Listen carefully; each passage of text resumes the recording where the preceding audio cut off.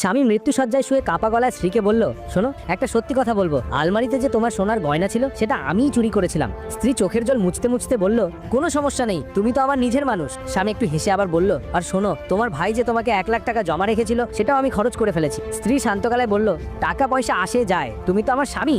স্বামী এবার একটু সাহস নিয়ে বলল, তোমার কমিটির টাকাগুলোও আমি উড়িয়ে দিয়েছি। স্ত্রী হেসে বলল, তা নিয়ে কি হয়েছে, তুমি তো আমার ভরসা।